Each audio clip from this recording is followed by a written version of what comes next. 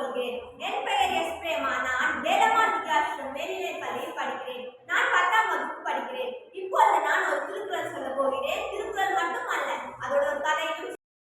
திருக்குறள் தான், ஆனால் அது மனிதனுக்கு தேவையான அனைத்தையும் உணர்த்துகிறது. எது சரி, எது தவறு, எது செய்ய வேண்டும், எது செய்யக்கூடாது என்ற அனைத்தையும் உணர்த்துகிறது. இப்போது நான் சொல்ல போகிற குறள், நாள்தோறும் நாடி குறை செய்யா மன்னவன் நாள்தோறும் நாடி கெடும். இந்த திருக்குறளின் பொருள், ஒரு மன்னன் தன் நாட்டில் நடக்கும் நன்மை தீமை அனைத்தையும் ஆராய்ந்துதான் தீர்ப்பளிக்க வேண்டும். அப்படி செய்ய நாடே கைவிட்டு போயிடும்.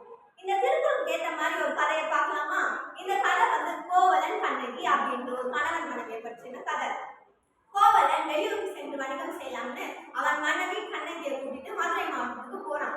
அங்க போனோடனே மறுநாள் அவன் என்ன பண்றான்னா, அவன் மனைவியோட ஒரு கால் சிலம்பை வாங்கி கொண்டு கடை தெருவுக்கு அதை விற்கலாம் என்று போகிறப்போ அங்க ஒரு பொற்கொள்ளர் கூட்டத்தை பார்க்கிறான். அந்த பொற்கொள்ளர் கூட்டத்தில் ஒருத்தர் நல்ல கம்பீரமா நடந்ததை பார்த்துட்டு அவர் யாருன்னு விசாரிக்கிறாங்க. அப்ப அவர் சொல்றாரு, நான் தான் பாண்டிய மன்னனின் பொற்கொள்ளர் அப்படின்றப்போ இவர் அவரோட மனைவியோட கால் சிலம்பை காமிச்சு, இதுக்கு ஒரு நல்ல தொகை எனக்கு கிடைக்குமா அப்படின்னு கேட்கிறப்போ அந்த பொற்கொள்ளர் மனசுக்குள்ள இன்னொன்னு யோசிக்கிறான். அவன் அவன் நல்லவன் கிடையாது, அதனால அவனுக்கு ஒரு வேற சிந்தனை இருந்துச்சு. அவன் கிடைக்கும் அப்படின்னு சொல்லிட்டு அரசனிடம் போகிறான்.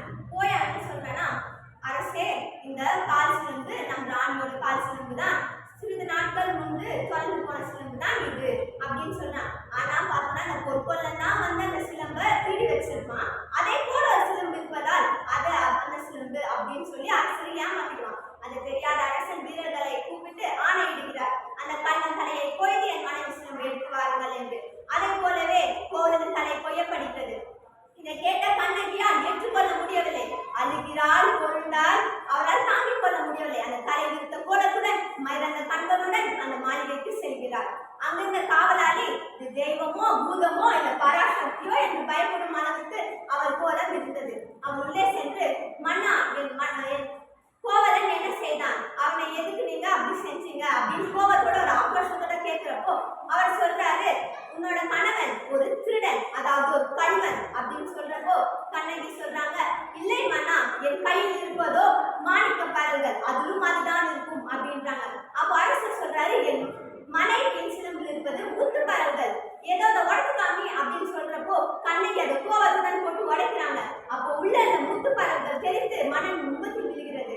அப்போதான் மன்னன் நினைக்கிறான், ஐயோ நம்ம தவறு செஞ்சுட்டோமே, ஒரு அப்பாவிய போய் நம்ம தேவையில்லாம இப்படி பண்ணிட்டோமே. அந்த பெண்ணை பார்த்து மிகவும் மனம் வருந்துகிறார் அந்த மன்னன். வெண்கொடை கொடையும் அவரோட கையில் இருந்த செங்கோலும் விழ மன்னன் அங்கே உயிர்த்து இருக்கிறாரு. அதை பார்த்த கோபெண் தேவி, அதாவது அவரோட மனைவியும் அங்கே உயிர்த்து இருக்கிறாங்க. இதுல இருந்து நம்ம என்ன தெரிஞ்சுக்கணும்னா, நம்ம ஒரு மன்னன் ஒரு துலா போல் இருக்க வேண்டும். இரண்டு பக்கமும் மீதியை விசாரித்துதான் அவரோட தீர்ப்பை வழங்க வேண்டும். அப்படி செய்யாவிட்டால் அவன் நாளை அவன் கைவிட்டு போயிடும். ஆனாலும் கண்ணகி கோபம் போச்சா? இல்லையே, மதுரை மாவட்டத்தை எரிக்கிற வரைக்கும் அவன் கோபம் இருந்துச்சு. அதனால இதை